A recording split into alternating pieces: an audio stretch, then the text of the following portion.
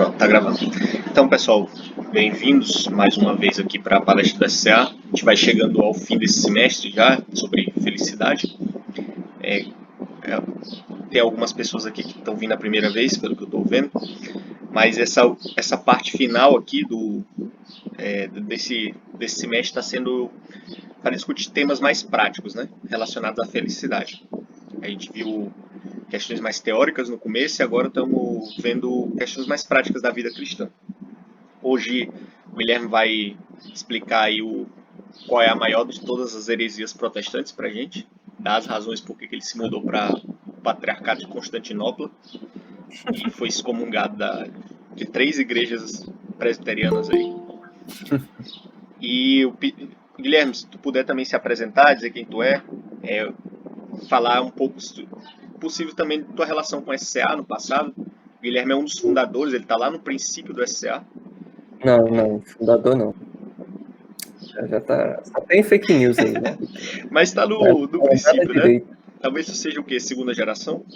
Eu sou da segunda geração. Eu não sou tipo Paulo, entendeu? Ah, tá. Tu nasceu como um fora de tempo, né? Beleza. Não, então, gente, mas... Eu vou só orar e aí já te passa a palavra. Vou fazer uma oração inicial aqui, aí tu já engata aí. Vamos orar então. Senhor, te agradecemos por mais um dia, mais uma oportunidade que o Senhor nos dá de ter uma palestra da SCA. Te agradecemos porque até aqui o Senhor nos tem guardado nesse semestre, apesar das dificuldades. O Senhor nos dá a tecnologia que nos permite nos reunirmos mesmo à distância. E peço que o Senhor abençoe a palestra de hoje, do Guilherme, abençoe a fala dele, abençoe os nossos ouvidos para ouvirmos com atenção e que o Senhor faça com que essas coisas, Senhor Deus, contribuam para a nossa alegria, como o Senhor Jesus diz nos Evangelhos. É isso que te pedimos, no nome de Jesus. Amém. Amém. Vai lá. Então, gente, como o Vitor falou, né, eu já fui diretor acadêmico do SCA. Se eu não me engano, foram nos anos de 2016, 2017. Ou 2015, 2016, agora eu não lembro. Mas o SCA já tem uma história antes, no final de 2010 que começou, se eu não me engano. E é muito bom ver que já vai fazer aí 10 anos, né? E vocês estão aí firmes e fortes, não deixem essa chama se apagar. Eu fiz Direito na UNB, já estou formado, hoje eu estou trabalhando como editor na Pilgrim. E o SCA foi muito importante por muitos motivos, me colocou em contato, eu já entrei na UNB com interesse em teologia, mas isso só aumentou e amadureceu bastante a minha fé. Eu fiz o caminho inverso que muita gente, por causa do SCA que eu conheci o NVC, como a maioria das pessoas eu sei que fazem o caminho inverso. E o SCA sempre teve esse propósito, né, de mostrar para as pessoas que você pode ser um bom aluno universitário, um bom pesquisador universitário, um bom acadêmico e um bom cristão também, e que essas coisas contribuem entre si. E a gente já falou muito sobre cosmovisão, já falou muito sobre política, já falou muito sobre teologia mesmo, e agora nós estamos vendo aqui sobre essa doutrina, né, que ainda tira o sono de muita gente dentro do evangelicalismo brasileiro. Muita gente fica perturbada, se você for de um contexto evangélico mais antigo assim, quando não pode usar calça, não pode ouvir música do mundo, você foi criado na igreja. Às vezes você está até numa igreja que ainda pensa assim, mas você pode ter aquele medinho de, e se Jesus voltar e eu estiver no trânsito xingando alguém? E se Jesus voltar e eu estiver ali bem no meio de uma discussão? Aí eu vou ficar, né? Não posso ter certeza de que eu não vou ser arrebatado, né? Ainda tem essa. E isso é até engraçado que o Guilherme de Carvalho fala numa palestra do Labi sobre esse tema também, que ele conheceu gente que tomava banho usando roupa. Por quê? Porque se Jesus voltasse quando a pessoa estivesse tomando banho pelada, ela ia ficar. Então, a pessoa tomava banho usando roupa. E isso justamente por causa da falta da certeza da salvação dela, que ela fazia isso. E, gente, não só vou tranquilizar aí a consciência de quem está tomando banho usando roupa, você não precisa fazer isso, mas também a consciência de muita gente que está, talvez, em um contexto menos caricato assim, no Evangelho. Por que eu coloquei esse título? A maior de todas as heresias protestantes. Por que esse foi o título? Durante a época da Reforma, tinha um cardeal chamado Roberto Bellarmino, que é um dos maiores apologistas católicos romanos, que num dos ensaios dele, ele disse que o que mais, a pior de todas as heresias protestantes, era essa doutrina da certeza da salvação.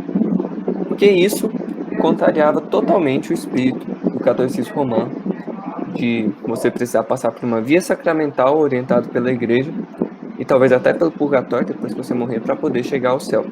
Só nos casos de santos, por meio de uma revelação extraordinária, que você poderia ter certeza da sua própria salvação.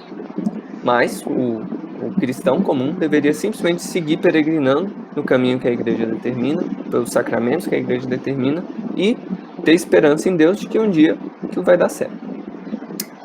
E isso era para o Bellarmino o resultado prático de tudo que tinha errado com a reforma. Vocês colocam a escritura acima de toda outra autoridade, justamente porque vocês valorizam a Bíblia, que vocês podem, dessa forma, vocês podem achar que vocês podem ter certeza da salvação. Vocês acham que a justificação é pela graça somente, pela fé somente, justamente por isso vocês acham que podem ter certeza da sua salvação. Vocês julgam a Igreja de Roma como infiel às escrituras e acham que podem não obedecer ao Papa, justamente porque vocês acham que não precisam disso para a salvação, que vocês podem ter certeza por outros meios. E para ele, o pior é que essa certeza da salvação, inevitavelmente, faria com que as pessoas largassem mão, né? Falassem, já que eu estou salvo, não preciso mais ser santo, não preciso mais praticar boas obras, que sempre foi uma ansiedade católica romana relacionada à reforma. Então, já que você já pode ter certeza da salvação, não precisa fazer tudo isso, então é só ficar tranquilo. Pode pecar à vontade, você já tem certeza. Claro que isso é uma distorção, mas, gente, o pior é que tem muito protestante que não sabe que crê nessa doutrina, que pode ter certeza da própria salvação. Muita gente fica ansioso, porque e vai se convertendo várias vezes, cada apelo evangelístico a pessoa vai lá e se converte, ou em algumas igrejas as pessoas até se batizam mais de uma vez, porque elas pensam, não, eu tenho que renovar meu compromisso com Deus, eu acho que eu perdi minha salvação, acho que eu estava desviado, então eu tenho que me arrepender e crer de novo, eu não era salvo até agora, porque eu não tenho essa certeza. E, na verdade, isso não está só no meio pentecostal, não. Quem lembra dessa pregação aqui, né? Acho que marcou a história de muita gente. Pregação chocante do Paul Washer, né? Ela é muito boa em vários aspectos. E o próprio Paul Washer tem ciência da existência e prega essa doutrina também. Só que a ênfase no ministério dele, ou pelo menos como isso foi recebido pela maioria das pessoas, é capaz de gerar uma incerteza tremenda da própria pessoa sobre a salvação. Eu lembro que das primeiras vezes que eu comecei a acompanhar o Paul Washer, quando eu ainda estava no ensino médio, eu ficava muito ansioso, eu ficava muito preocupado de, caraca, então eu não me arrependi de verdade, eu não estou nem chorando pelos meus pecados. É claro que eu estou nesse grupo aí que ele fala que é cristão nominal, que não vai ser salvo. E essa é uma pergunta consistente que ele faz nas pregações dele, que tem o seu lugar, sim. Você realmente tem que chacoalhar alguns cristãos para que eles percebam, olha, eu não posso simplesmente achar que estou salvo e viver a vida de qualquer jeito. Mas se essa pergunta é feita da maneira errada, se você busca a segurança dessa pergunta no lugar errado, isso pode ser muito destrutivo para a sua vida espiritual. Porque a maioria das pessoas pensa, olha, para eu realmente saber que eu sou salvo, preciso ter uma experiência enorme com Jesus, assim, ter uma experiência do céu se abrindo e eu deixando todos os meus pecados de lado, tendo uma visão gloriosa, e aí realmente eu vou saber que eu fui salvo dessa vez. Nada menos do que isso. E às vezes a pessoa até pensa, não, eu tenho que ter essa experiência constantemente, porque senão eu estou esfriando. Se eu esfriar, eu vou perder minha salvação. Então, isso ainda está muito vivo, gente. Ainda está muito vivo. Essa pregação de avivamento que o Paul Washer faz bastante tem esse resultado, infelizmente, muitas vezes. As pessoas ficam muito ansiosas com a própria salvação, não acham que podem ter certeza. E essa é basicamente a pergunta que a gente vai responder. Se você pode ter certeza de que você é salvo, isso aqui é fundamental se você quer ser cristão e feliz ao mesmo tempo. Porque senão você vai estar perpetuamente ansioso, triste e às vezes até desesperado, porque você não sabe se você é salvo. Você está tentando organizar toda a sua vida ao redor de Jesus, fazendo vários sacrifícios, se renunciando de várias coisas, mas se você não tem certeza de que você é salvo, acabou, né? Ué, como você sabe que tudo isso vai valer a pena? Então, isso pode gerar muitos efeitos espirituais terríveis na vida de uma pessoa. Então, a gente tem que ter cuidado de lidar com essa pergunta. Então tá, gente, isso é um problema distintamente moderno. Como assim? Claro que as pessoas, desde que o mundo é mundo, e desde a queda, para ser mais preciso, e a gente vê experiências assim na Bíblia, claro que as pessoas questionavam sobre a salvação da alma dela. Claro que as pessoas ficavam ansiosas com isso. Só que isso se tornou algo central para a vida espiritual das pessoas, mas durante a modernidade. Tem um livro do Carter Lindbergh, a História da Reforma, que a Thomas Aquinas publicou, originalmente é Reformas European Reformations, que ele coloca a causa da própria reforma, o próprio problema que a reforma estava querendo resolver na Idade Medieval tardia, a crise que ocasionou várias mudanças sociais, inclusive a reforma protestante. Uma delas foi uma crise nas fontes de segurança que as pessoas tinham. Então, embora você tivesse várias pessoas com doutrinas da salvação diferentes durante o final da Idade Média, por uma série de fatores, as fontes tradicionais que as pessoas tinham de certeza, de segurança existencial, foram sendo erodidas, segundo Carter Lindbergh. Então você tinha isso acontecendo para tudo quanto é canto. Na economia você tinha, com a urbanização, com novas tecnologias sendo inventadas, depois com as grandes navegações, enfim, você tinha toda uma mudança que já ia deixando o feudalismo de lado faz tempo, e todo um sistema econômico que tão empreendedor que as pessoas não podiam mais contar com aquela certeza daquelas castas sociais tão imóveis quanto antes. Na política também, com o nacionalismo se consolidando, com a formação dos Estados Nacionais começando, isso fez com que aquelas antigas lealdades feudais com nobres locais, que depende muito mais de uma interação pessoal, isso também foi deixando de lado.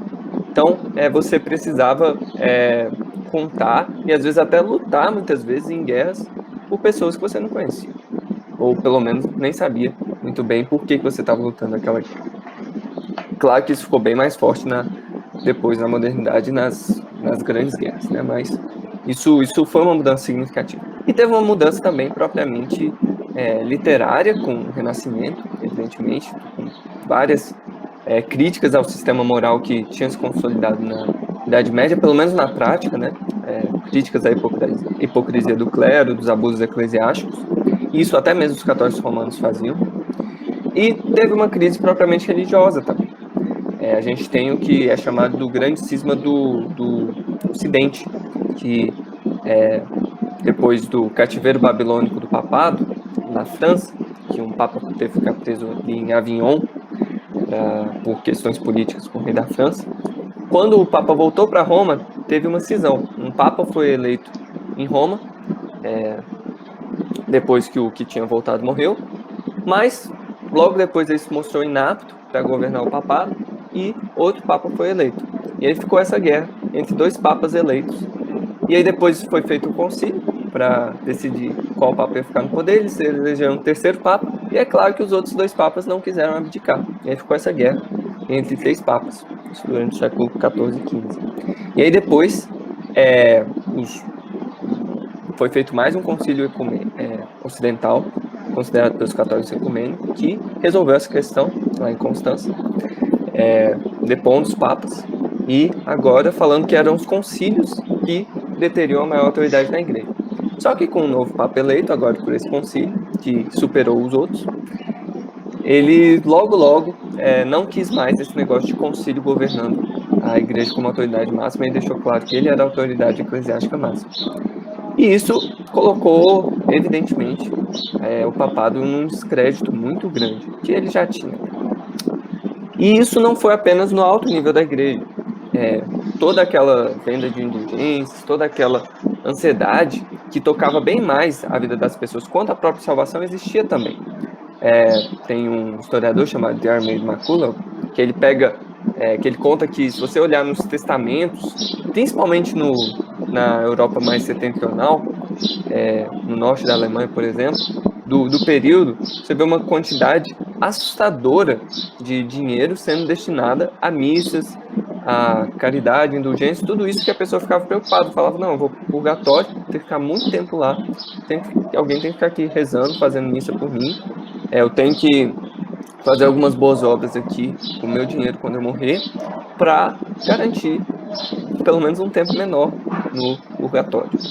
E várias outras mudanças, isso aqui não é uma palestra sobre história para desenvolver isso, mas tudo isso foi fazendo com que as pessoas tivessem maior ansiedade existencial sobre o sentido da vida delas e sobre a própria salvação.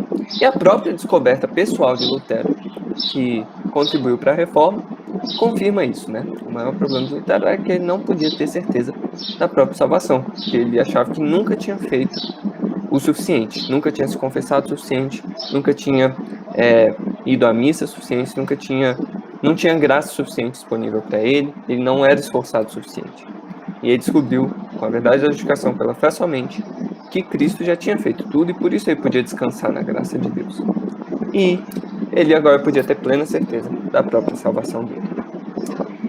Só que isso gerou um novo problema, que aí a reforma, como Richard Müller coloca, teve que resolver.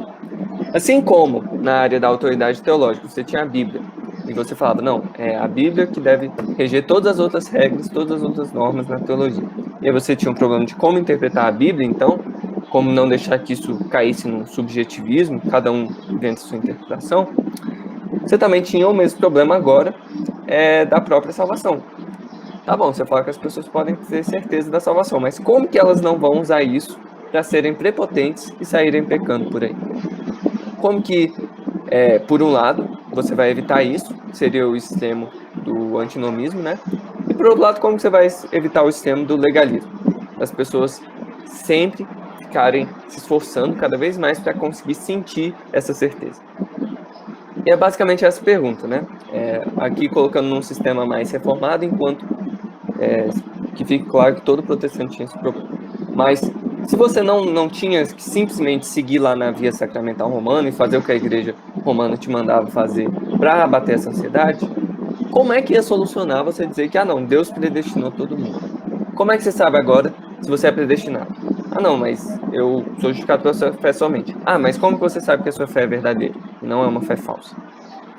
E aí, gente, isso foi ficando cada vez uma pergunta mais difícil, pastoralmente também. Por dois motivos. Novamente, tinha gente que se arrogava de uma fé falsa e usava isso como desculpa para pecar. E tinha gente também que achava, porque não tinha essa certeza muito clara, nunca era salvo de verdade, nunca tinha fé verdadeira. Não tinha uma fé genuína porque não sentia essa certeza. E uma das soluções que foi feita, principalmente no movimento puritano, mas isso teve seus reflexos também no pietismo, no luterano, em outros lugares, não só na Inglaterra e na Holanda, onde teve um movimento puritano mais bem delineado. Mas isso se refletiu, ou seja, no mundo protestante como um todo, e talvez até no mundo católico isso tivesse outra versão na reforma católica mais barroca, assim, mas isso não vai ao caso aqui. A questão era desse chamado silogismo prático. O que era esse silogismo prático? Basicamente as pessoas falarem, olha, todo mundo que é salvo, essa pessoa tem uma vida transformada. Eu tenho uma vida transformada, portanto, eu sou salvo. Isso é uma evidência da fé verdadeira. Só que as pessoas ficavam com as consciências atribuladas, porque elas nunca conseguiam provar essa premissa menor. Será que a minha fé é verdadeira? Será que a minha vida realmente foi transformada? Será que eu realmente sou santo o suficiente para ter uma fé verdadeira? E isso é bem claro na Inglaterra, na Escócia, no Reino Unido como um todo, na Nova Inglaterra também, que isso era um problema pastoral. E aí tem duas interpretações básicas na historiografia sobre isso. Tem gente como Karl Barth, Thomas Torrance e vários outros, mas esses são os teólogos mais importantes que defendem essa interpretação, falando que isso foi um desvirtuamento da doutrina original de Calvino. Falando que, olha, Calvino, ele não estava nem aí a ênfase de Calvino nunca foi o silogismo prático. Nunca foi. Para ele era, olha, você só tem que conhecer a graça de Deus em Cristo e isso é suficiente. Isso é básico. Você não tem que ficar procurando dentro de você evidências da sua salvação. E isso foi uma distorção que os puritanos fizeram na doutrina de Calvino. E depois isso abriu as portas para que as pessoas ou ficassem sendo avivalistas, e aí chega no extremo do Paul Washer, nessa versão mais caricata, né, de você sempre tem que ficar pregando, se convertendo, e indo em apelo, e apelo, e apelo, ou na incredulidade liberal, o pessoal falando, não, isso aí é ridículo, a gente tem que realmente adaptar a Bíblia ao espírito moderno. Mas tem outra interpretação que é um pouco mais exata, na minha opinião, que você vê Richard Muller defendendo isso, Joe Bick, que conhece um pouco melhor os puritanos, que esse problema da certeza era um problema moderno generalizado, não era um problema criado pelos puritanos. E mais, isso foi uma solução própria da teologia reformada e outras tradições teológicas deram suas soluções também. E o maior problema era sobre a relação entre fé e certeza. Se a fé verdadeira realmente sempre precisa ter certeza da salvação. A questão não era das pessoas acharem, não, se eu sou sobre... O problema não estava, portanto, numa distorção que os puritanos fizeram da doutrina original de Calvino. Até porque o próprio Calvino também falava de você procurar evidências da graça trabalhando na sua vida como uma das fontes possíveis para a certeza da salvação. Então, tem algumas citações de Calvino que deixam claro isso aqui, que, por exemplo, ele dizia lá nas Atitudes, vou ler só a de baixo. Se você olhar para si, a danação é certa. Mas já que Cristo e todos os seus benefícios são comunicados a você, de modo que tudo que ele tem se torna seu, e você se torna membro dele, e um com ele, sua justiça cobre seus pecados, sua salvação remove sua condenação, ele intercede com a dignidade dele para que sua indignidade não apareça aos olhos de Deus. Isso é verdade. De forma alguma devemos separar Cristo de nós ou nós dele, mas com toda a nossa força devemos reter firmemente essa comunhão pela qual ele nos uniu a si. Então, olha só que interessante, porque para Calvino, você ia olhar para a certeza da sua salvação e falar, ela está garantida por causa de Cristo, porque Cristo fez tudo isso aqui, que eu sei que eu tenho todos os benefícios da salvação. Cristo é a minha segurança. Mas, ao mesmo tempo, Cristo está em mim. Então, eu tenho que olhar para mim também e ver Cristo agindo na minha vida. Calvino dizia que Cristo era o espelho da eleição. Você queria saber se você é eleito, você não tinha que ficar procurando e imaginando se Deus escreveu o seu nome lá num decreto eterno. Você tem que olhar para Cristo, porque Cristo é onde você encontra a eleição de Deus para você. E da mesma forma, ele também é um espelho para você olhar e ver você mesmo. E ver você mesmo transformado como um eleito de Deus. Então, para Calvino não tinha esse... Claro que Cristo sempre era a prioridade. Mas isso não excluía você ver a santificação acontecendo na sua vida. Isso são sinais posteriores, como ele diz nessa situação aí de cima, para você ter certeza da sua eleição. E aí você tem Beza, que normalmente foi um dos sucessores de Calvino lá em Genebra, que normalmente é um dos maiores culpados de ter feito essa distorção da doutrina de Calvino, falando algo bem parecido. Olha o que ele dizia. Nós angariamos a fé da santificação e consolação do Espírito. Por ela, nós ascendemos a Cristo, a quem, se alguém foi dado, necessariamente foi eleito desde a eternidade e jamais será lançado fora. Você, portanto, conclui que todas as coisas necessárias da salvação são encontradas somente em Cristo, a quem nos agarramos pela fé, pois não há condenação para quem está em Cristo. Sim, eu concluí somente isso, é o conhecimento da salvação. Então, Beza também direcionava as pessoas para Cristo quando elas estavam com problemas sobre a certeza da própria salvação. Ele era um pouco mais preciso do que Calvino sobre a ordem da salvação, era um pouco mais preciso do que Calvino sobre como o Espírito Santo testemunha sobre a certeza da salvação, como a gente vai ver, mas a diferença entre Calvino e os outros teólogos na tradição reformada, os puritanos inclusive, era mais uma questão de ênfase e mais uma questão de de precisão doutrinária e de contexto em que eles estavam lidando, do que propriamente uma distorção teológica. Mas tá, gente, por que isso é importante, então? Você pode estar pensando, tá bom, Calvino, legal, puritanos, legal, eles achavam isso importante. Realmente, tem muita gente que fica com dúvida da própria salvação, mas como eu posso saber? Por que isso é importante para mim? E por que isso ainda é importante? Não é um problema, eu acho engraçado quando as pessoas falam, isso é um problema moderno. Como se falasse, não, esse problema a modernidade trouxe, então não é um problema nosso. Não, é nosso sim, porque a gente ainda é bem moderno. Mas isso ainda é importante para a gente.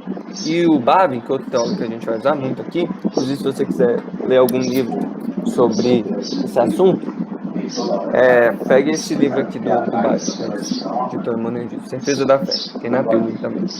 Ele trata sobre a fé como um todo, mas ele também aborda esse problema da certeza da salvação. Mas, olha o que ele diz bem no finalzinho desse livro, sobre por que essa pergunta é importante, né? Por que é importante hoje? Se você perguntar para as pessoas na rua, elas não vão estar ansiosas porque elas não estão com certeza da própria salvação. E muita gente dentro da própria igreja não vai estar preocupada com isso. As pessoas muitas vezes vão estar mais preocupadas com como que eu posso conquistar o mundo para Cristo, como que eu posso ter uma cosmovisão cristã, como que eu posso retornar à cristandade, como que eu posso ter uma liturgia ou uma espiritualidade monástica. As pessoas têm vários outros projetinhos, né? Mas por que todo mundo ainda tem que fazer essa pergunta?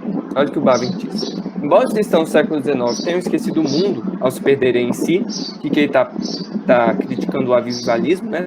As pessoas que ficavam tão ansiosas, tão dedicadas à sua vida interior, à sua espiritualidade, à pregação por conversão, à evangelização, que falava, não, o mundo é do diabo, dane-se o mundo, dane-se o comércio, dane-se as artes, dane-se o seu trabalho. O que importa mesmo é você ser crente de verdade na sua vida com Deus. Então teve esse problema no século XIX, mas ele fala que hoje nós temos um problema inverso. Hoje corremos o risco de nos perdermos no mundo. Atualmente vamos para fora a fim de converter todo mundo, para conquistar todas as áreas da vida para Cristo. Porém, frequentemente deixamos de indagar se nós mesmos somos realmente convertidos e pertencemos a Cristo na vida e na morte. Que aproveita ao homem ganhar o mundo inteiro, ainda que por meio de princípios cristãos, e perder a sua alma. Então essa é uma pergunta boa para vocês que estão na universidade, que estão se esforçando para ver o mundo sob as lentes do cristianismo, que estão querendo pensar sobre a vida de vocês, segundo princípios cristãos, tem vários objetivos na vida, mas que aproveitam o homem ganhar o mundo inteiro, e mesmo que seja de forma cristã, se você perder a sua alma. Então essa pergunta é muito importante para todo mundo. Como está a sua alma? Para onde você vai quando você morrer? O que vai acontecer com você? Essa pergunta é importante para a gente fazer não só quando a gente está evangelizando as pessoas, mas durante a nossa vida cristã. Então tá, qual que é o segredo dessa certeza então? Se é um problema tão importante, como é que a gente soluciona esse problema? A gente não gosta de ficar com problemas dentro da gente por muito tempo. Gente, quero pedir para todo mundo abrir em 1 João. A gente vai usar bastante essa carta hoje. Vou tentar usar só ela.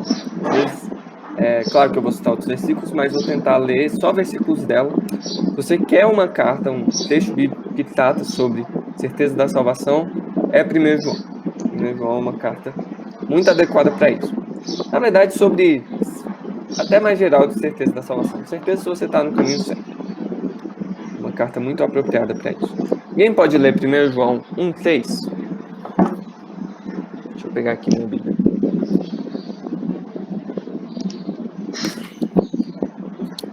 Vou ler aqui na Almeida 21. Beleza. 1 João 1,3. Sim, o que vimos e ouvimos, isso vos anunciamos, para que também tenhais comunhão conosco. E a nossa comunhão é com o Pai e com seu Filho Jesus Cristo. Sim, aí no começo da carta, João apresenta as credenciais dele e do colégio apostólico, né? Falando, olha, o verbo que era desde o princípio, nós ouvimos, vimos, contemplamos, apalpamos ele. E esse era o verbo que estava com o Pai. E nós anunciamos ele para vocês, nós pregamos isso para vocês, e essa congregação só existe por causa disso. E a vida eterna que vocês tanto buscam, só que estava com o Pai, está nesse verbo da vida. E vocês, para terem essa vida eterna, têm que estar em comunhão conosco. E mais, nossa comunhão é com o Pai e com o seu Filho, Jesus Cristo.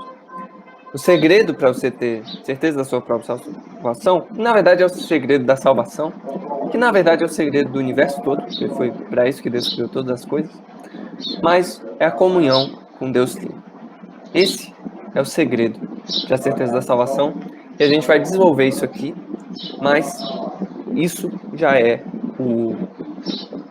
onde a gente tem que procurar essa certeza. E tudo isso aqui vai ser uma nota de rodapé, todas as palestras vai ser uma nota de rodapé sobre isso aqui. O John Owen escreveu um livro, e eu vou usar também bastante alguns puritanos, né? Não sou tão puritano não em várias coisas na mitologia, mas eles são muito úteis para tratar sobre essa questão. Ele escreveu um livro que já tem em português, a Cultura Cristã publicou, Comunhão com Deus Trino. E ele quer ver como que o cristão tem uma relação distinta com cada pessoa da Trindade. Então, em primeiro lugar, a primeira fonte para a gente ter a certeza da salvação é a gente saber que a gente tem comunhão com o amor do Pai. Com o amor do Pai. João diz o seguinte: vede que grande amor nos tem concedido o Pai, a ponto de sermos chamados filhos de Deus. Então, ele coloca a razão da nossa adoção e é básico para a gente ter certeza da salvação, nossa adoção, a gente saber que é filho de Deus. É porque a gente é filho de Deus que a gente sabe que o nosso Pai não vai abandonar a gente, que a nossa salvação é segura. E a razão para isso é o amor adotivo, imutável, pactual, iniciado pelo Pai. Foi por causa do amor dele que ele enviou Jesus Cristo, com a sua graça.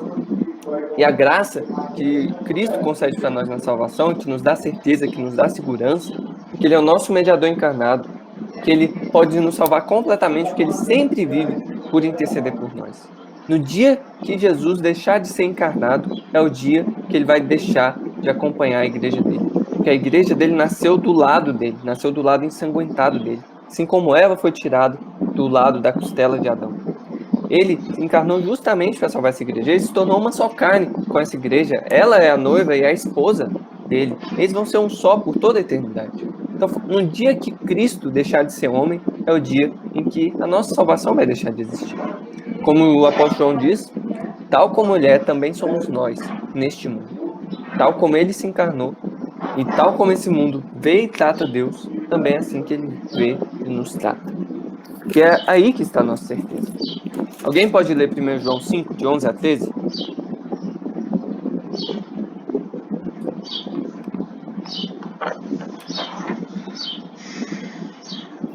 Vou ler aqui de novo.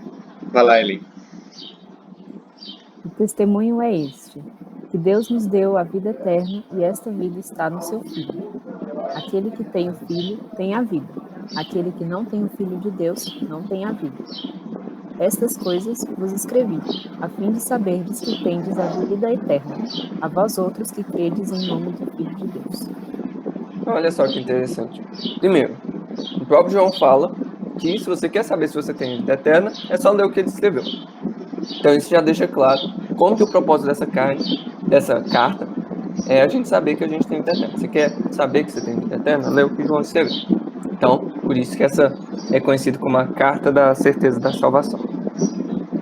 E embora o propósito dele não seja o mesmo que os puritanos, se tiver alguém mais chato com exegese aí, eu tenho que admitir isso, mas você pode sim fazer aplicações muito úteis sobre isso, embora João estivesse preocupado com algumas pessoas que saíram lá da comunidade e que estavam falando, não, a gente encontrou outro caminho aqui para a vida eterna, que não passa pelo que esses apóstolos aí pregaram. E estava preocupado com isso. As pessoas estavam ansiosas, pensando, vixe, será que eu estou na igreja errada? E aí ele responde, olha, é bem simples, a vida está no Filho. A vida está no Filho. Então, você quer ter certeza se você tem a vida eterna? Uma das coisas, uma das provas, um dos testemunhos que João dá é o Filho. Você tem um filho, você tem a vida. Simples assim. Simples assim. No dia em que Jesus deixar de ter vida eterna, é quando você vai deixar de ter vida eterna.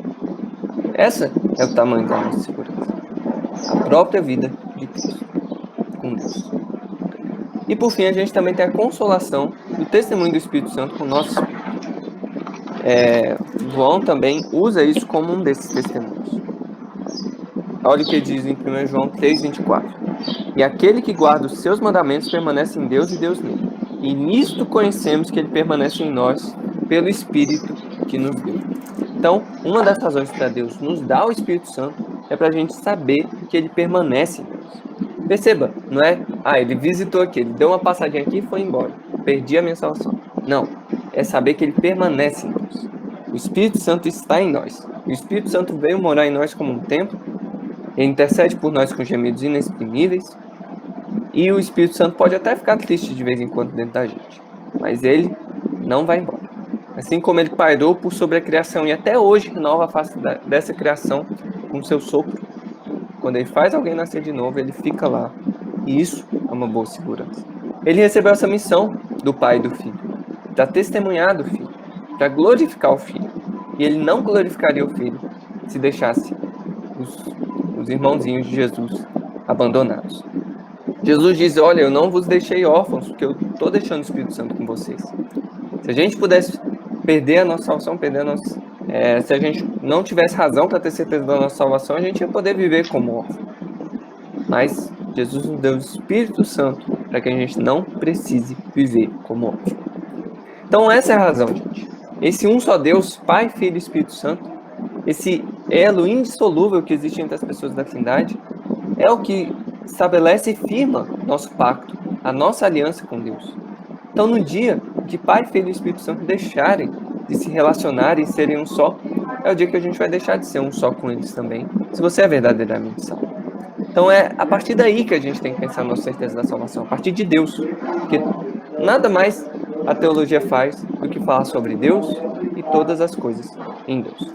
Como Thomas Goodwin, outro puritano, que inclusive participou da Assembleia de Westminster, dizia, na certeza da salvação, a comunhão e relação de um homem, às vezes se dá com o Pai, depois o Filho, depois o Espírito.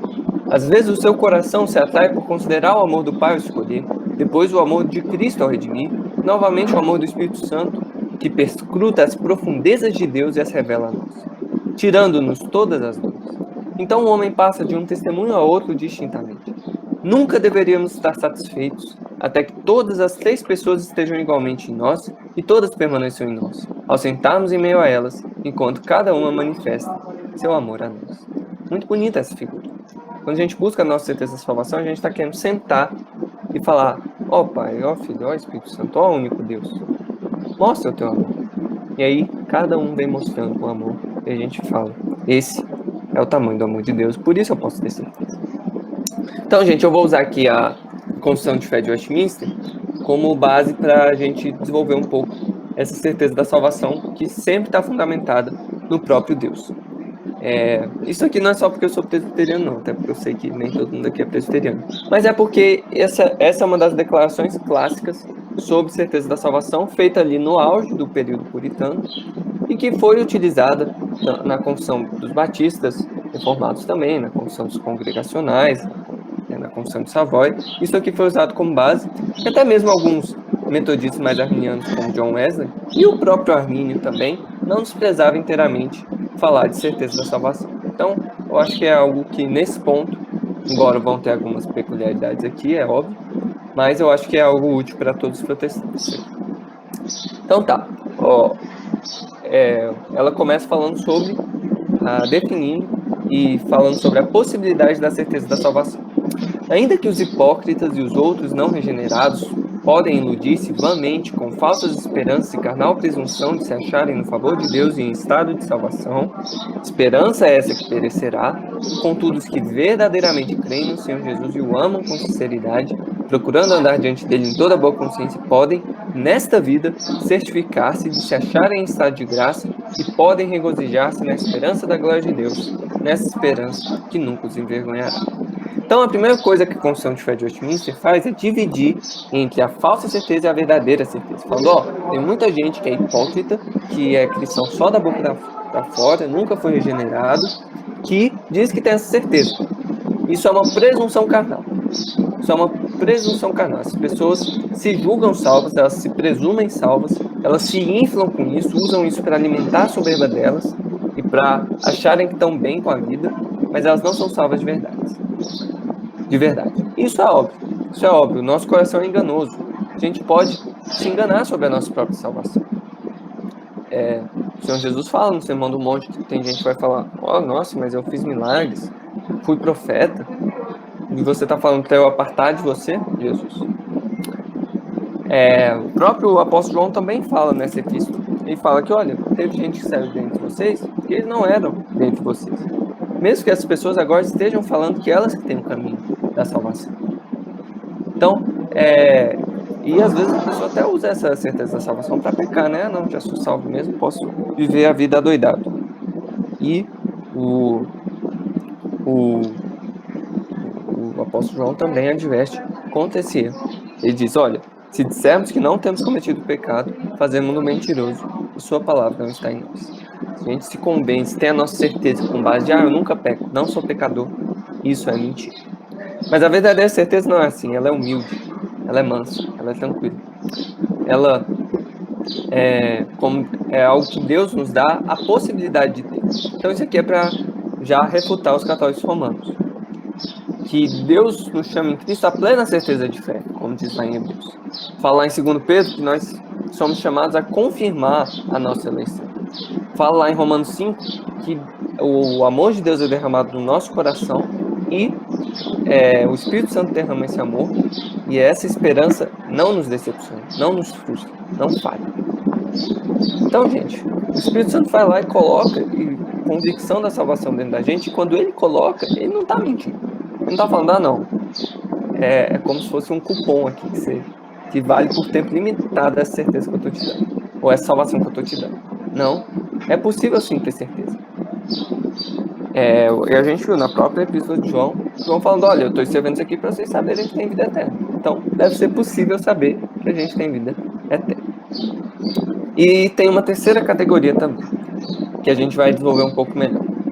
Que João estava escrevendo para quem era crente de verdade, mas estava em dúvida. Então você pode ser um crente de verdade e ainda ter dúvidas se você é assim. Todo mundo aqui na caminhada cristã, eu tenho essa dúvida de vez em quando. Todo mundo aqui vai ter essa dúvida de vez em quando na sua caminhada cristã. Embora o objetivo seja ultrapassado. Então, é possível ter certeza. Tá bom, e o que é essa certeza então?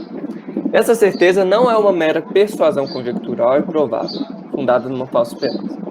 Gente, certeza da salvação não é você falar, eu acho que sou salvo. Ou, não, provavelmente eu sou salvo. Eu acho que eu vou conseguir. Não, é uma infalível segurança da fé. E ela tem 3 fundamentos. Fundada na divina verdade das promessas de salvação, na evidência interna daquelas graças a que são feitas as promessas, e no testemunho do Espírito de adoção que testifica com os nossos espíritos sermos nós filhos de Deus, no testemunho desse Espírito, que é o penhor de nossa herança, por quem somos selados para o dia da redenção. Então a primeira coisa que a gente tem que saber, gente, é que a certeza da salvação não é uma virtude diferente, não é uma segunda bênção diferente, não é um dom espiritual diferente para cada cristão, não é algo diferente da própria fé. É uma infalível segurança de fé, ou seja, é nada mais do que a fé se amadurecendo. É a fé na sua maturidade. É aquela fé que começou com uma sementinha ali na conversão, agora sendo uma árvore frondosa. E já sabendo, eu sou realmente a árvore que eu fui feito para ser. Uma semente de um carvalho, finalmente uma bolota de carvalho, a gente pode pensar, será que essa árvore vai vingar? Chega uma hora que ela vai e cresce, vira um grande carvalho. E a gente tem certeza de que é um carvalho mesmo. Mas, às vezes lá no começo você pode pensar, não, isso aqui pode estar estragado, pode ser que não vai dar resultado. Então a fé é assim também. A fé é a sementinha ali, mas ela vai crescendo, e ela chega em certo estágio que ela tem certeza infalível da sua própria salvação. E esse é o último estágio antes de ela chegar na visão beatífica. O que é a visão beatífica? É o que Paulo diz, que a gente vai ver Deus face a face, no céu e nos novos céus e nova terra. Quando a gente for glorificado, a gente vai ver Deus face a face. Vamos conhecer como somos conhecidos. Então esse é o objetivo da fé. A gente ainda vai ter fé no céu, mas vai ser uma fé tão certa que ela vai conhecer como nós somos conhecidos. Assim como Deus conhece a gente infalivelmente, Deus não erra no conhecimento dele. Ele nos conhece plenamente e intimamente. Esse é o objetivo da nossa fé também. Ter esse nível de segurança, ter esse nível de certeza. Vendo Deus face a face. E antes disso, ela também vai ter a convicção de que, olha, eu vou realmente ver Deus face a face. Então, o objetivo da fé, desde o começo, é ter essa certeza absoluta. E ela vai crescendo por etapas. Mas disso você pode ter certeza. Todo mundo vai ter certeza da salvação do céu, porque vai ver a Deus. Então, gente, isso é importante. Então, ela tem essa conexão com a fé, mas você pode estar num estágio imaturo da sua fé que você crê de verdade, mas você não tem certeza ainda. Então, a comunhão com Deus já existe, mas você não tem certeza dela. E é esse o próprio ritmo que João segue. Ele fala, olha, vocês já têm comunhão conosco. Mas agora eu estou escrevendo para vocês terem certeza que essa comunhão é válida. Então, para ilustrar, o Thomas Gooding, aquele mesmo puritano, também dizia, o Espírito primeiro nos agracia com tudo da salvação, e depois ensina nossas consciências a ler sua caligrafia. Então, olha só, o Espírito Santo vai lá, te dá a fé salvífica, te dá todos os benefícios de Cristo, mas é só depois de um tempo que você começa a aprender e se acostumar com a caligrafia do Espírito Santo. Não porque tem letra feia, não. Tem gente que tem uma letra tão feia que nem ela entende. Eu sou assim. Minha letra é tão feia que às vezes eu escrevo as coisas e falo, o que eu escrevi aqui mesmo? Mas o Espírito Santo não é assim. Na verdade, tem uma letra tão bonita que nem aquelas letras de convite de casamento. Que às vezes tem aquele RSVP, né? Que às vezes eu nem consigo entender, porque a letra é tão bonita, uma caligrafia tão desenvolvida, que você olha aquilo ali, o que está escrito aqui? Ah, é RSVP. E a letra do Espírito Santo é assim também, é tão bonita que a gente tem dificuldade de ler. E a gente fala, nossa, será que sou salvo mesmo? E depois você percebe, ah, não, realmente. Foi o Espírito Santo que escreveu isso aqui, não fui eu não. E é isso a certeza da salvação. Ela é posterior à própria fé, nem sempre vem junto com a própria fé, mas às vezes vem. Então tem algumas distinções que as pessoas usam para entender isso melhor. A fé é um ato contínuo, é um hábito que você tem de crer em Deus, que continua por toda a sua caminhada cristã. Você continuamente fica olhando para Cristo. Enquanto a certeza da salvação é um ato reflexo da fé. A fé é como um olho que para e... Sabe quando você fecha o olho e fica vendo... se tiver alguém de biologia aqui, pode falar o que a gente fica vendo quando fecha o olho assim e fica olhando para a nossa própria pálpebra, né? Mas é como se a fé fizesse isso. Ela falasse, não, eu realmente sou um olho de verdade, porque eu estou meio que olhando para o reflexo do meu próprio olho na minha pálpebra. É como se a fé fizesse isso na certeza da salvação. O que ela faz normalmente é olhar para Cristo, que está fora de mim. Mas tem hora que ela se vê em Cristo, vê o reflexo dela em Cristo. Então, outra distinção. A fé é você buscar por abrigo. Você vai lá e fala, Deus me salva. Ajuda-me na minha falta de fé. Enquanto a certeza é o repouso certo. É você falar, não, realmente já cheguei nisso, sabe? A fé é o essencial. É o ser da fé. Enquanto que a certeza é o benesse da fé, ou seja, é o bem-estar da fé. É a essência da fé na sua maturidade, na sua plenitude. É o bem-estar dela. Mas ela ainda é ela mesma, mesmo quando ela não tem certeza. Então, olha aqui o que o Babi diz, naquele mesmo livro. A fé é semelhante ao conhecimento. Uma característica do conhecimento é a certeza não apenas de seu objeto, mas ao mesmo tempo também de si mesmo. Se conhecemos algo real e seguramente, sabemos ao mesmo tempo, espontânea e imediatamente, que sabemos. A luz que o conhecimento lança sobre o objeto conhecido reflete-se imediatamente sobre si e expulsa todas as trevas. Isso também é verdadeiro no tocante à fé. Então, isso aqui, quem gosta de epistemologia sabe que nem sempre é assim, né? Tem algumas crenças nossas que às vezes são verdadeiras e a gente pode, às vezes, falar de conhecimento mesmo sem a gente ter alguma certeza interna sobre conhecer aquilo mesmo. Mas, para não exagerar na analogia aqui do Bavi, realmente é assim. Na vida corriqueira, eu sei que estou dando aula aqui para vocês e eu sei que eu sei disso, né? É comum a gente saber que a gente sabe das coisas. Então é assim também com a fé, com a certeza da salvação. A fé sabe que é fé verdadeira. E, de novo, são 3 fundamentos dessa certeza. E isso aqui é o mais importante, gente. Qual é o objeto primário da fé ter certeza? Ela pensar, nossa, eu sou uma fé muito forte mesmo. É por isso eu creio em mim mesmo. É por isso que a fé tem certeza? Não. É porque a fé crê nas promessas de Deus, na nossa salvação. E é isso que João fica falando o tempo todo na carta. E é assim que ele começa. Ele começa falando, filhinhos, estas coisas vos escrevo para que não pequeis. Se todavia alguém pecar, temos advogado junto ao Pai, Jesus Cristo justo. Então, olha só que interessante, ele fala, olha, se vocês pecarem, vocês não precisam ficar com medo. Jesus é o advogado de vocês. Olha para as promessas de Deus. E o tempo todo ele fica direcionando a gente para olhar para as promessas de Deus. Então isso é o mais importante. É Cristo que a gente olha e a fé se vincula a Cristo. A gente crê em Jesus. E é por isso que a gente pode ter certeza. A gente vê lá falando, todo aquele que nele crê não vai perecer, mas vai ter a vida eterna. Porque ele é o Filho unigênito enviado pelo amor de Deus. E é por isso que a gente fala, não, então eu estou salvo, eu só criei nele. Como o Spurgeon diz que quando ele se converteu, ele estava numa noite muito nevada, num dia muito nevado, e ele teve que se refugiar dentro de uma igreja por causa da neve, né? Tava lá tendo culto, aí tinha um cara lá que nem sabia pregar direito, na verdade ele estava repetindo um sermão de outra pessoa, mas o ponto dele era bem simples, desse cara semi-analfabeto. E foi isso que Spurgeon finalmente creu no Senhor Jesus. Que ele falou, olha, a fé é como um olho. Você simplesmente olha para Cristo. Você não precisa ficar se perguntando, não, estou vendo Jesus ou não estou vendo. Você simplesmente olha para ele. Você não precisa fazer esforço. Você fica lá olhando. E a fé é isso, gente. Para ela ter certeza, ela simplesmente vai olhar para Cristo e falar, nossa, Jesus é um salvador, muito capaz. É claro que ele vai conseguir me salvar, mesmo eu sendo muito pecador. Então essa é a primeira coisa, as promessas da salvação. Mas tem agora as bases secundárias, que sempre tem que vir em segundo lugar. Que é a gente olhar para a nossa vida e ver essas promessas se cumprindo na nossa vida. Ver essas graças se evidenciando na nossa vida. Ver Cristo em nós.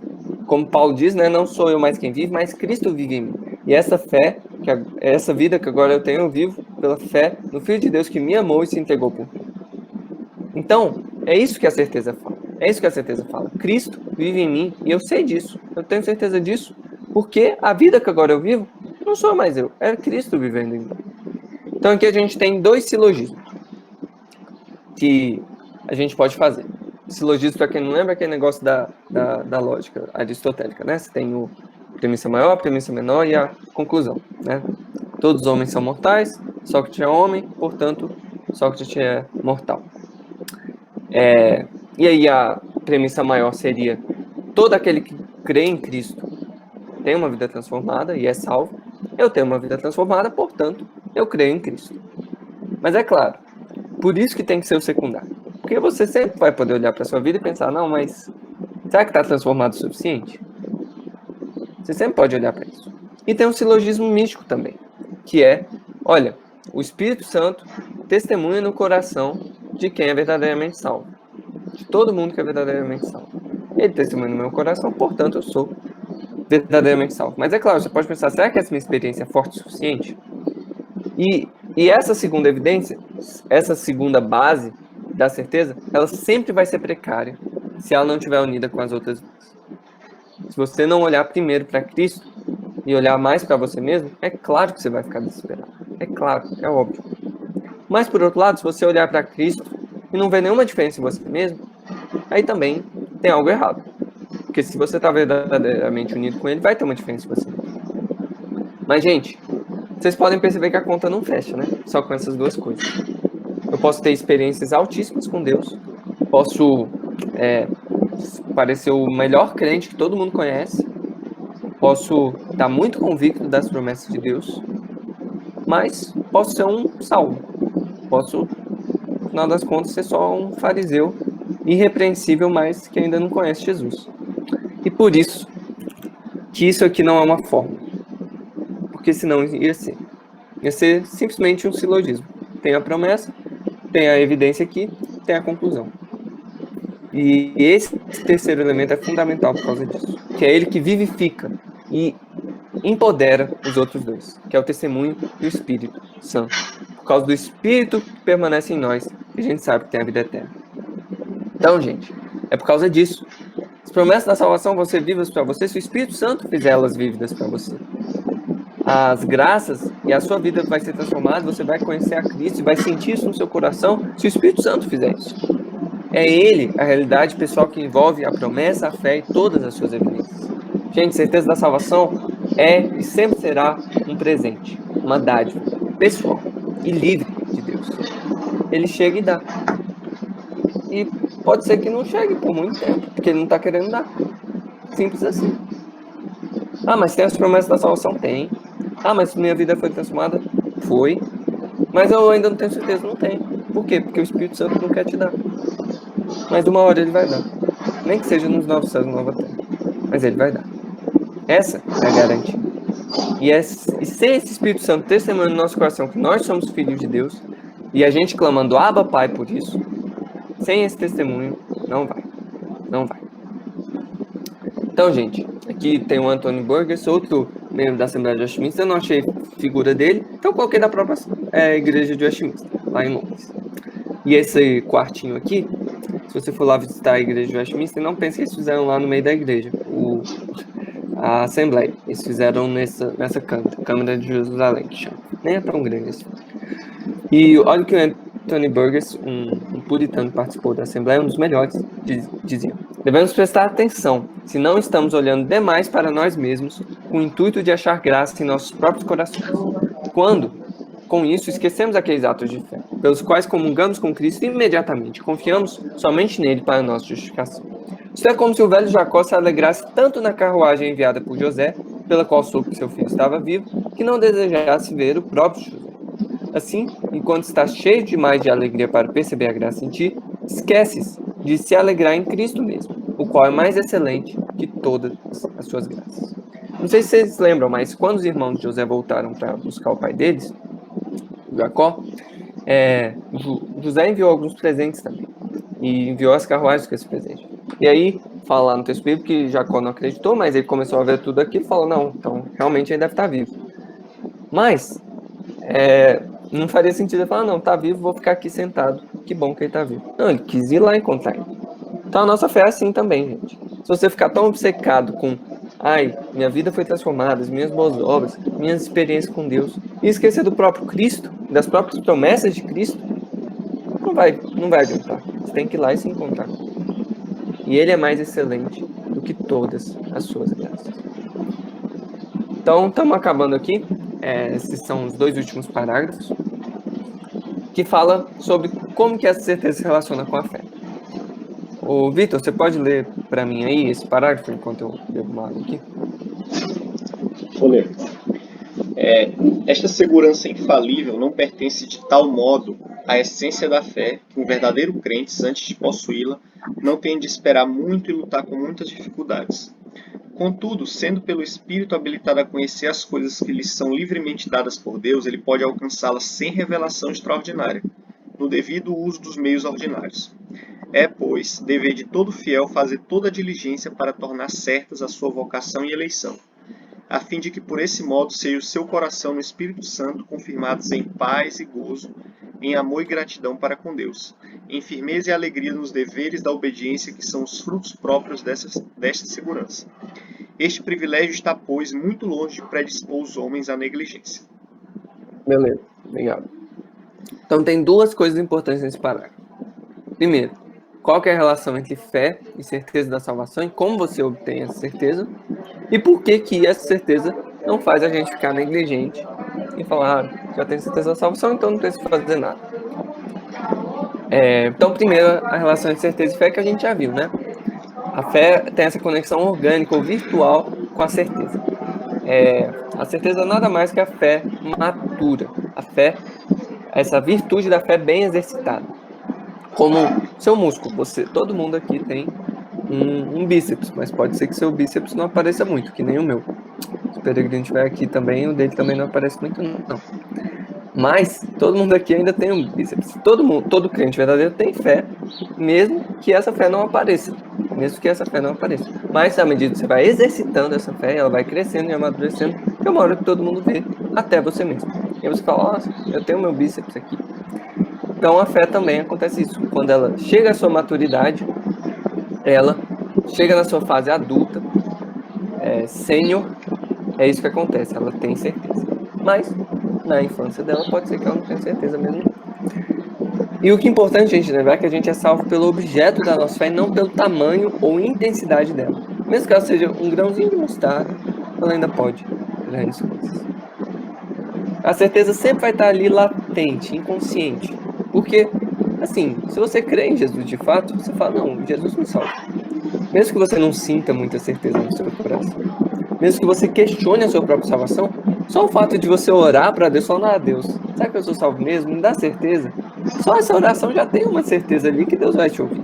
Já tem uma convicção ali que Deus vai te ouvir. Então, a certeza sempre está ali inconsciente, sempre está ali dormindo. Mas ela ainda está ali. Tá, mas então como é que você faz com que ela apareça?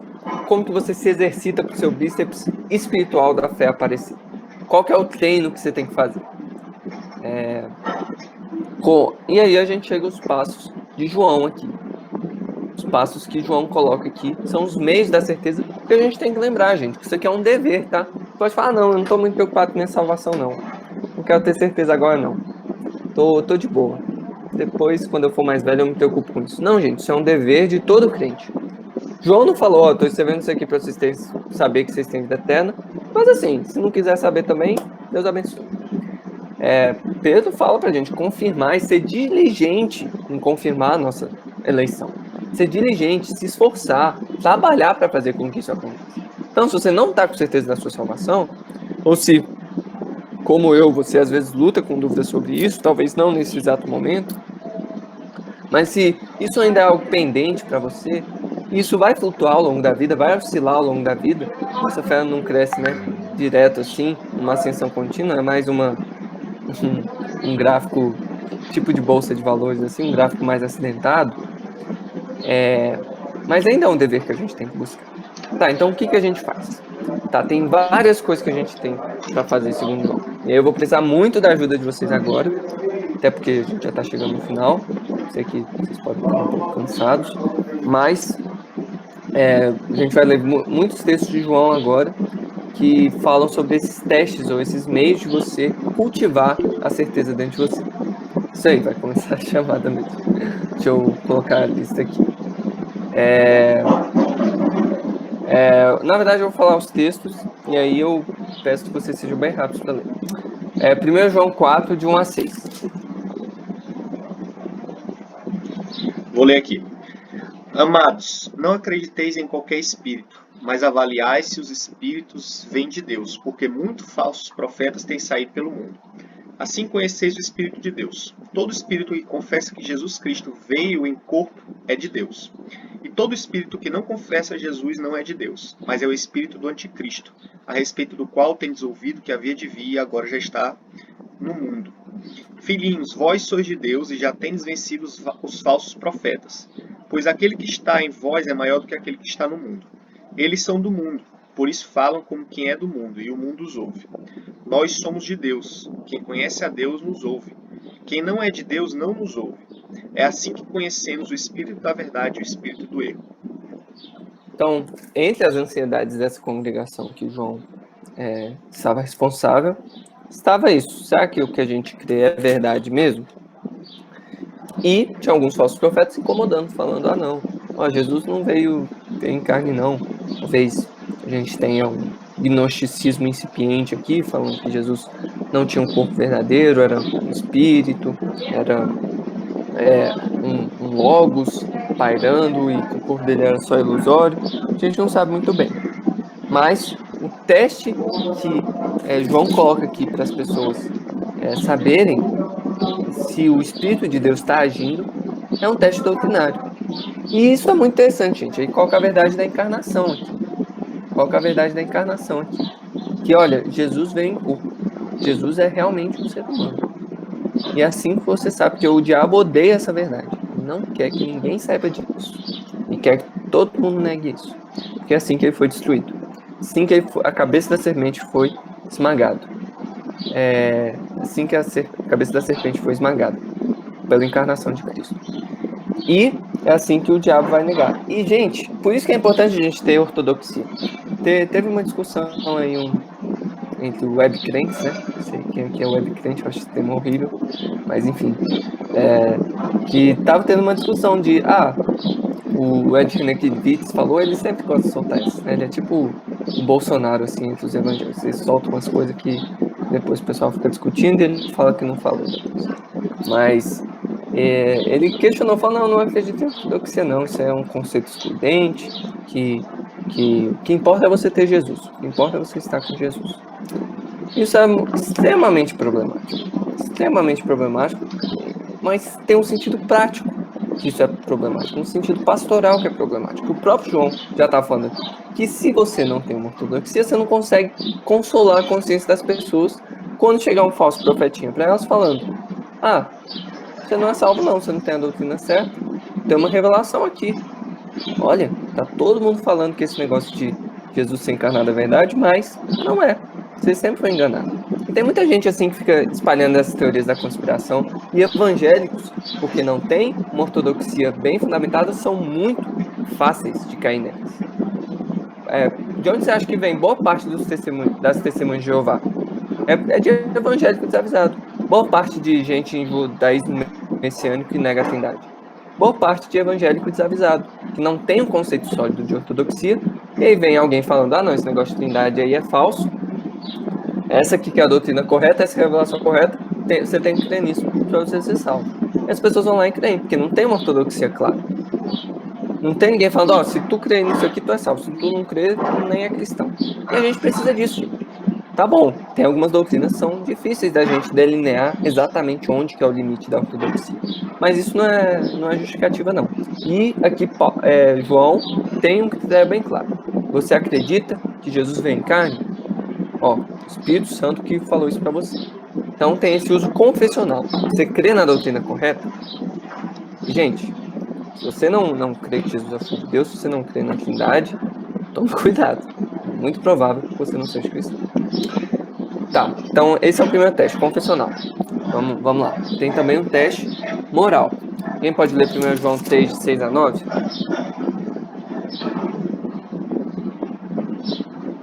Vamos lá, gente. Tá acabando. Todo aquele que nele permanecer não está no pecado.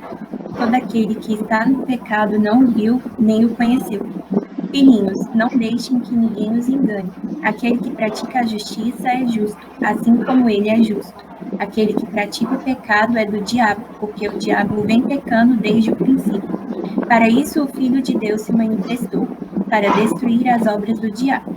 Todo aquele que é nascido de Deus não pratica o pecado, porque a semente de Deus permanece nele. Ele não pode estar no pecado porque é nascido de Deus.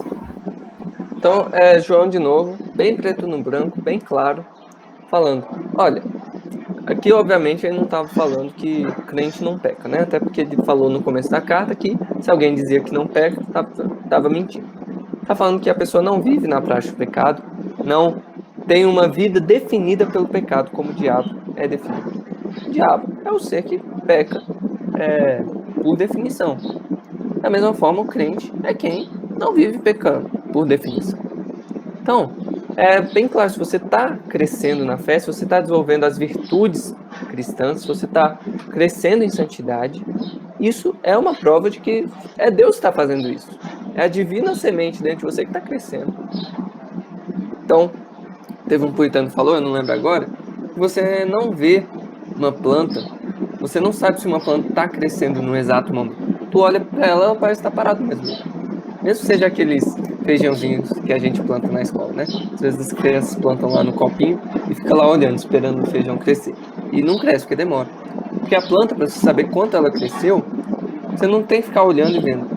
Deixa eu ver se eu consigo sentir ela crescendo aqui no meu dedo. Não. Você tem que olhar com o passar do tempo. Aí você vê o quanto que ela já cresceu, o quanto que ela tem crescido. E assim também na vida cristã, gente.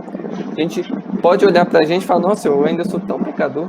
E realmente, se a gente olhar pra nossa vida pontualmente neste momento, não é grande coisa, né? Mas se a gente olha porque a gente já foi, tem uma diferença. Se a gente olha porque a plantinha dentro da gente já cresceu, tem uma diferença, claro. Isso porque as virtudes, os traços de caráter que o Espírito Santo planta em nós, são modos de conhecimento também. São excelências do nosso saber também. A gente não conhece só com informações passadas na nossa cabeça, mas com as virtudes. Então, quando a gente ama, quando a gente crê, quando a gente espera, quando a gente é corajoso, quando a gente é justo, quando a gente é prudente, quando a gente desenvolve todas essas virtudes, a gente para e vê: olha, eu realmente eu sei que entendo.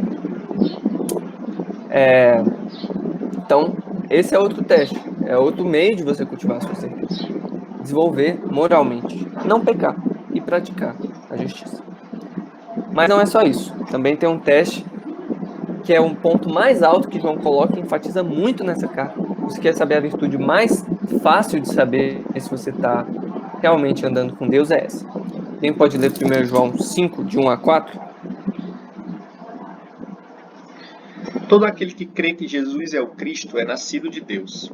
E todo aquele que ama o que o gerou, ama também o que dele é nascido.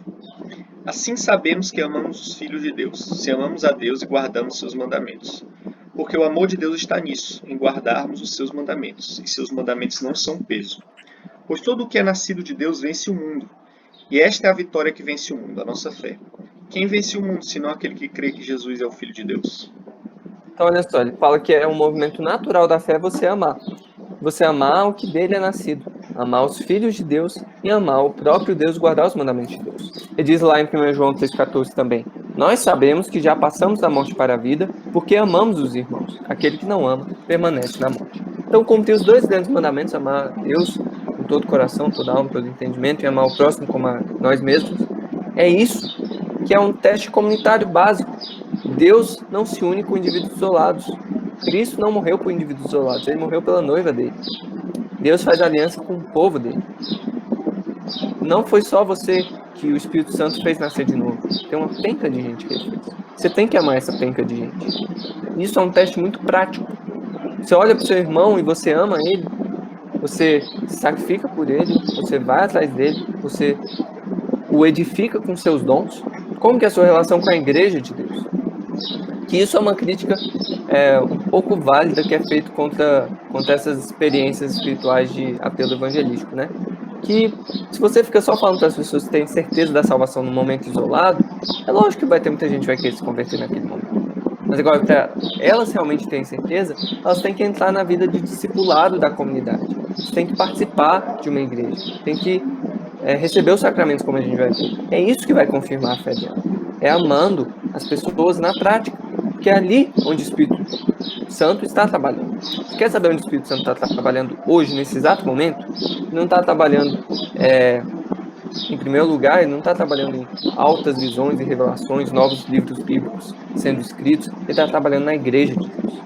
Se você quer saber se o Espírito Santo está em você, vai para a igreja. Simples assim. Mas não é só isso. Não é só isso. Outro sinal também que você pode usar para cultivar a sua certeza e saber se você realmente é salvo é o sinal da sua experiência com Deus. O que seu coração está dizendo? E esse aqui eu vou ler porque é importante fazer alguns comentários enquanto isso. 1 João 3, de 19 a 22. E nisso conheceremos que somos da verdade, bem como perante ele tranquilizaremos o nosso coração. Pois se o nosso coração nos acusar, certamente Deus é maior do que o nosso coração e conhece todas as coisas. Amados, se o coração não nos acusar, temos confiança diante de Deus. E aquilo que pedimos dele recebemos, porque guardamos seus mandamentos e fazemos diante dele, o que é agradável. Olha só o que é interessante aqui. João, de fato, não se baseia em meros sentimentos e emoções. Fala que, olha, a gente sabe que é da verdade por causa do nosso coração. Mas, mesmo se o nosso coração nos acusar, Deus é maior do que o nosso coração. E ele sabe de tudo. Então, gente, mesmo se o seu coração ficar falando para você, eu acho que não sou salvo, não. Acho que não sou salvo, não. Deus é maior do que o seu coração. E o seu objetivo é fazer o que ele pare de se acusar. Mas ele vai parar de se acusar quando ele se abandona, quando ele se entrega, quando ele se esquece dentro de um Deus que é maior do que ele. E isso, é por isso que ele fala, amados, se o coração não nos acusar, temos confiança diante de Deus. Perceba, que o coração parar de se acusar, o que ele tem que fazer não é confiar em si mesmo, não é aumentar a autoestima dele. Não é colocar a mão na própria boca. Não é isso. O coração parar de se acusar, ele tem que confiar em Deus. É essa a dinâmica. Então, se o seu coração fica se acusando o tempo todo, fica pensando o tempo todo, não sou salvo não, não sou salvo não, você tem que confiar mais em Deus, porque Deus é maior que o seu coração. E é assim que ele vai parar de te acusar. E aí você vai começar a orar e vai começar a ver resposta de oração para tudo quanto é lado. E é assim que você vai crescer na vida cristã. Então esse é outro sinal, um sinal mais místico e experimental com Deus, que, por incrível que pareça, é você se esquecer em Deus. como o C.S. Lewis diz várias vezes, né? As maiores coisas da vida você só consegue ter prazer nelas quando você se esquece de você mesmo. Quando você está autoconsciente, quando você fica tentando prestar atenção nos seus passos, você não consegue dançar. Você não fica natural o suficiente para isso. E por fim, nós temos o último teste. Esse aqui eu admito que João não enfatiza tanto, mas a gente vê em outras partes da Bíblia, então é possível a gente usar, que é o teste sacramental. É o sinal sacramental, sabendo que Cristo se encontra a nós, a palavra dele vem a nós, não só ouvindo aqui no ouvido, quando é pregada para nós, mas a gente é lavado com essa palavra, a gente come e bebe dessa palavra, no batismo e na ceia do Senhor. Lutero usava isso para quando Satanás vinha tentar ele a duvidar da própria salvação. Ele falava: eu sou batizado, Satanás. Acabou. Eu fui batizado. Eu sou batizado. Não tem mais conversa. Eu fui lavado. Eu estou puro em Cristo. Não tem mais conversa. A água passou e pegou tudo. E assim eu creio. A gente pode renovar essa confiança quando a gente participa da Santa Ceia. A gente tem que se examinar? Tem. A gente tem que procurar os nossos próprios pecados antes de comungar? Tem. Mas a ceia é para pecadores. Para dar certeza a pecadores. É falando, esse é o corpo de Cristo, esse é o sangue de Cristo. Testemunho. O Espírito, a água e o sangue, os três são unânimes num só propósito. Como que Deus testemunha para a gente que é verdade a obra de salvação de Cristo? Cristo veio com água, com sangue. Que ele está fazendo referência do episódio, está cumprindo a Bíblia, está cumprindo Zacarias, que fala que o pastor seria perfurado, e aí seria perfurado e dele sairia água para nos purificar, um sangue sacrificial para expiar os nossos pecados, e é esse duplo sinal, que ele tanto nos purifica, quanto ele nos expia os pecados, isso confirma a nossa fé. Isso também não foi à toa que foi do lado. Eu já fiz referência a isso. Quer dizer que a igreja estava surgindo ali, assim como Eva veio do lado de Adão, né? Veio da costela de Adão. E a igreja estava vindo dali, estava vindo do próprio Cristo. E é por isso que a gente pode ter certeza. E os pais da igreja interpretavam isso, um pouco questionável, mas a água e o sangue como sendo uma referência à água ao batismo e o sangue à ceia do Senhor. E realmente é assim que a gente vai ter certeza que Jesus Cristo está aqui conosco hoje. A gente olhando para esses sinais palpáveis que o Espírito Santo nos dá, esses meios de graça, essa graça presente nos sacramentos, a gente recebendo isso com fé, que a gente vai saber que assim como meu corpo foi lavado com água, eu fui purificado pelo lado de Cristo. E assim como eu bebo vinho e como pão na minha igreja, eu também tenho comunhão com Cristo nesse exato momento. Tão certo quando eu engolir aquele vinho e morder aquele pão, é que Cristo está dentro de mim e eu estou dentro de Cristo. Então, para terminar, gente, tem o porém, né? Pode parecer, pelo que eu falei até aqui, você obtém a certeza e acabou. Acabou aí a caminhada cristã. Não. Por diversos modos, podem os crentes ter a sua segurança e salvação abalada, diminuída e interrompida, negligenciando a conservação dela, caindo em algum pecado especial, que fira a consciência e entristeça o Espírito Santo, cedendo a fortes e repentinas tentações, retirando Deus a luz do seu rosto, permitindo que andem em trevas e não tenham luz, mesmo os que temem. Contudo, eles nunca ficam inteiramente privados daquela semente de Deus e da vida da fé, daquele amor a Cristo e aos irmãos, daquela sinceridade de coração e consciência do dever. Nessas bênçãos, a certeza da salvação poderá, no tempo próprio, ser restaurada pela operação do Espírito. Por meio delas, eles são, no entanto, suportados para não caírem no desespero absoluto. Então, gente, essa certeza, ela oscila. Às vezes por culpa nossa, como a gente vê no Salmo 51, Davi ora para que Deus restaure a alegria da salvação dele, fala para não retirar dele o Santo Espírito de Deus. Então, Davi estava duvidando da própria salvação, ou até mais, estava duvidando que ele ia continuar sendo o rei de Israel, porque Saul, quando vacilava, Deus cortou ele. Mas o Davi duvidou, o próprio Pedro também duvidou depois de negar Cristo, duvidou da sua própria salvação. Isso é normal. E às vezes, por causa de certos pecados, a gente duvida isso também. Às vezes você está insistindo num pecado há tanto tempo, talvez você está lutando com um pecado sexual, e aí isso é o que está tirando sua certeza. Às vezes você está lutando com você não faz tempo que você está desviado, faz tempo que você está fora da igreja, por isso te falta certeza. Às vezes você está tão irado, às vezes você tem relacionamentos tão complicados com as pessoas perto de você, você fica pensando, será que alguém irado como eu pode ser salvo? Ou às vezes você cometeu algum pecado tão grave no seu passado que você pensa, nossa, Deus nunca vai poder me perdoar por aquilo. Tudo isso faz com que a gente perca a nossa certeza. E isso foi culpa nossa. Isso é algo que a gente pode pensar antes de pecar. Quando você está sendo tentado por um pecado, você pensa, será que vale a pena eu perder a certeza da minha salvação por causa desse pecado? Mas tem hora que a certeza simplesmente vai embora, sem pecado algum. Como diz lá a luz do rosto de Deus simplesmente para. O sol de Deus que estava iluminando nossa caminhada cristã, passa uma nuvem na frente. E é o próprio Deus que faz isso sem ter culpa nenhuma nossa. Jó ficou se perguntando muitas vezes se Deus ainda estava com ele. E não tinha sido culpa de Jó. No Salmo 88, a gente vê um salmo que acaba com o salmista falando que as trevas eram o único companheiro dele. Ele não tem nenhum consolo no salmo. Então, gente, tudo isso realmente pode mostrar que, às vezes, Deus tira a certeza da salvação da gente por iniciativa própria, sem nenhum pecado especial nosso. Mas isso ele faz para a gente crescer, isso que é importante. O Vitor, não sei quem que vai falar sobre dúvida no próximo, mas uma coisa que a gente pode saber quando a gente duvida da nossa própria salvação, quando a gente duvida da existência de Deus, às vezes é o próprio Deus que está causando isso na gente. É a noite escura da alma do São João da Cruz, ou a deserção espiritual, que um puritano, o Joseph Simons, também falava, era um termo comum entre os puritanos. Enfim, duas traduções aí bem diferentes, mas o cristianismo como um todo reconhece isso. Tem hora que parece que a tua oração bate no teto e volta, que nem uma bolinha de ping-pong. Tem hora que tu acha que não é salvo mesmo. Tem hora que você acha que a tua vida não vale a pena.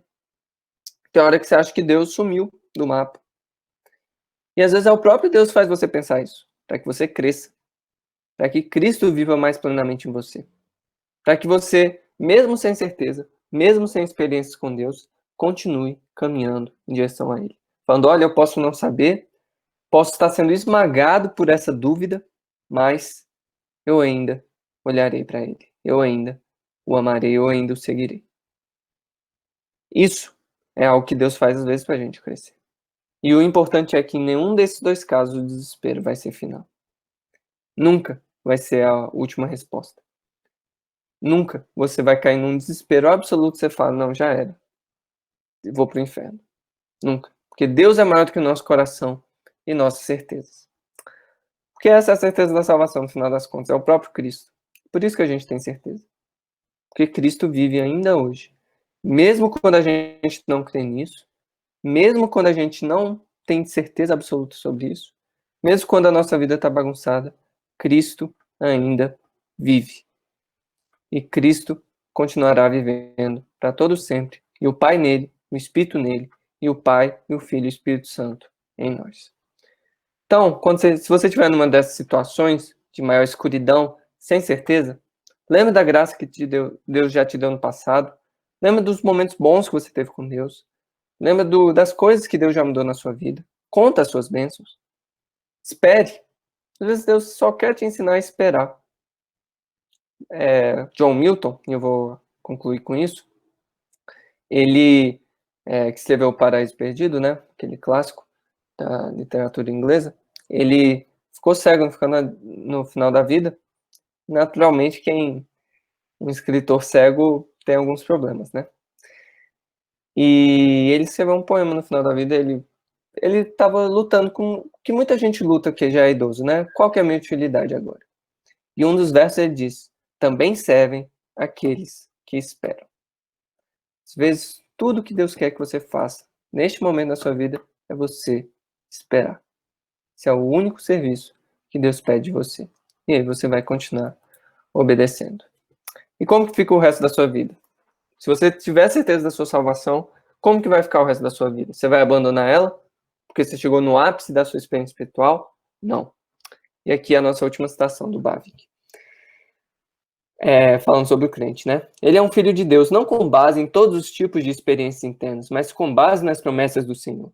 Seguro disso, pode então livremente olhar ao seu redor e gozar de todas as boas dádivas e do dom perfeito que desce do Pai das Luzes. Tudo é dele, pois ele é de Cristo e Cristo de Deus. O mundo inteiro se torna material para seu dever. O secreto da oração é o seu quarto mais íntimo. Porém, não é toda a casa no qual se vive e se trabalha. Antes, é o poder que nos permite cumprir fielmente nosso chamado terreno, imprimindo em toda a vida o selo de serviço a Deus. A fé não é somente o caminho da salvação, envolve também vencer o mundo. Tenha certeza da sua salvação para servir os seus irmãos. Tenha certeza da sua salvação para ser um caminho para Jesus salvar esse mundo também e redimir todas as coisas. Amém. Se alguém tiver alguma pergunta aí, essa é a hora.